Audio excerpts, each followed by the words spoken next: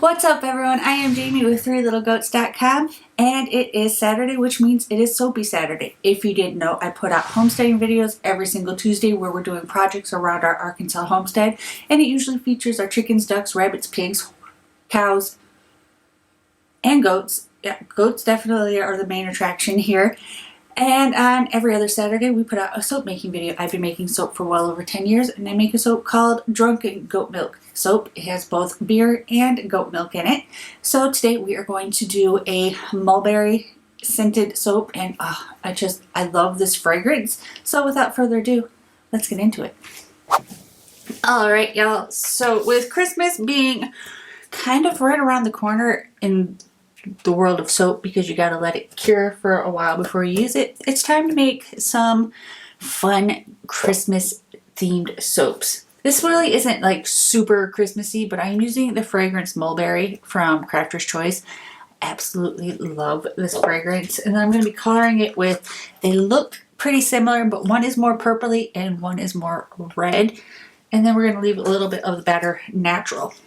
Now I do have kaolin clay, goat milk powder, and beer powder in my oils, and we're sitting at about 89 degrees. And then in my lye water solution, sitting at about 93 degrees. I like to soak between 80 and 100 degrees, more cautiously on the 80 degree side, just because I have a lot of additives in my soap. So I'm just going to give this a quick blitz to get all of those powders incorporated so we won't get any clumps in there.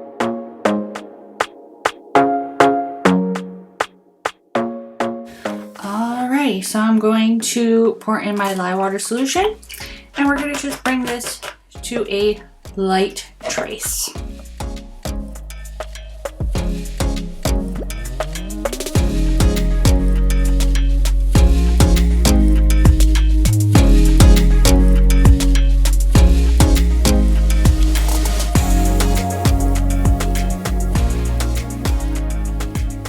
All right, so I'm going to split my batter into 3. The white or natural colored soap is going to be probably the least amount, and then the red and purplish are going to be the more prominent colors.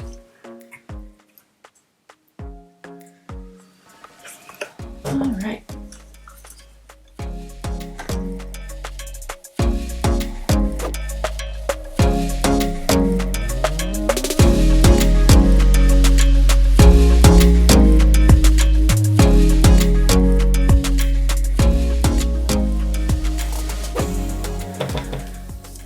Alright, and I'm going to go ahead and just give these a quick blitz.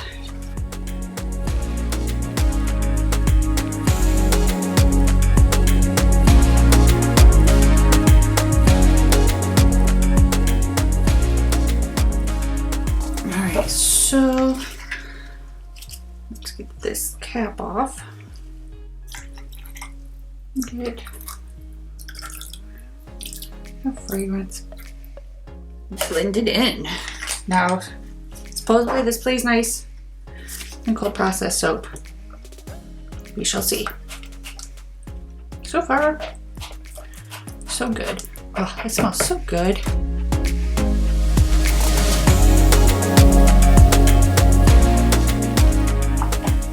I don't know, I can't place it, but it reminds me of something from my childhood.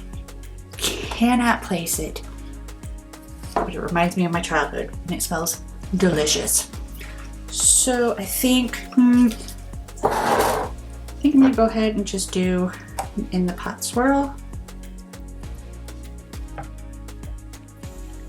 I'm gonna just leave a little bit off to the side for the top. All right, and then let's just do 1, 2, 3. I don't want the colors to be too muddied.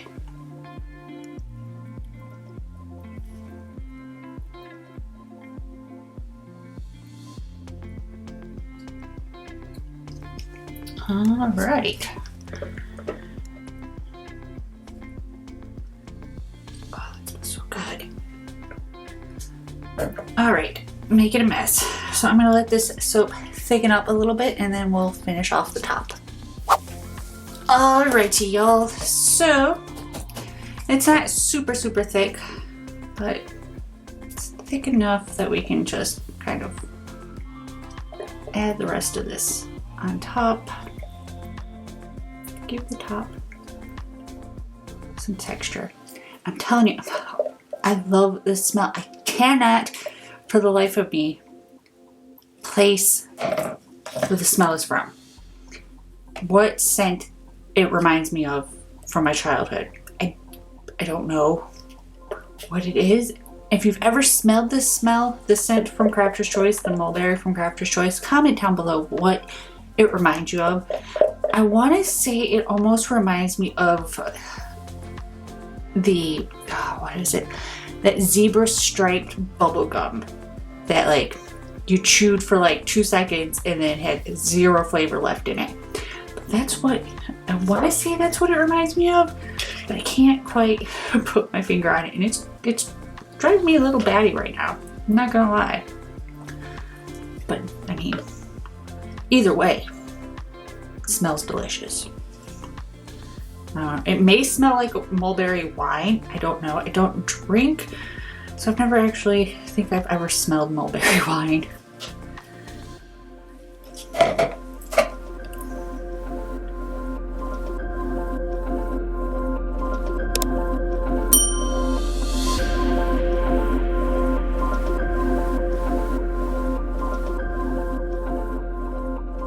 So I am going to clean this up a little bit because I have made a huge mess today. And I'm just going to spritz this with some rubbing alcohol. And I'm going to oven process this. Just like I say in all my soap making videos, I oven process all of my soaps. I have links down in the description of why I oven process, as well as a video on how I oven process. It is a very old video, but it gets the point across, I think. So I'm going to oven process this and we'll be back on my favorite day, soap cutting day. Alrighty, y'all, so it is my favorite day. It is a soap cutting day. Now, as you can see, I have a nice big crack down the middle, and I honestly don't know what happened. I made this batch and I set it off to the side to make a couple more different soaps, and I looked over and it started to crack because it was overheating too quickly. So I actually ended up popping it in the freezer just so it didn't volcano because it had gotten really hot. And then I think we may have gotten a partial gel. We don't know. We won't know until we open it. So let's open up this bad boy and see what it looks like inside.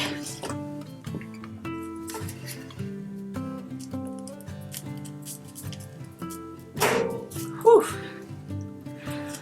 Okay, not bad at all. There's no gel on this, or partial gel on this. If there was, it's no big deal. I have a video showing how I fix partial gelled soaps, so I would have just processed it through that way, but I think it turned out wonderful, and it smells so good. I'm going to definitely be keeping a couple of these bars for myself because they smell delicious. So I will see you guys in the outro. Alright, y'all, so I actually had my husband smell this soap and asked him what it reminded him of, and we both agree it totally reminds us of like fruit punch. Like not fruit punch that you get in the containers now, but like the old school fruit punch that you get in a powdered form. And I used to sprinkle it on vanilla ice cream, which was so good. But that's totally what this fragrance reminds us of, is fruit punch. So I'm glad I finally figured it out. But if you like this video, be sure to give it a big thumbs up and hit that subscribe button. And we'll see you guys in the next one. Bye!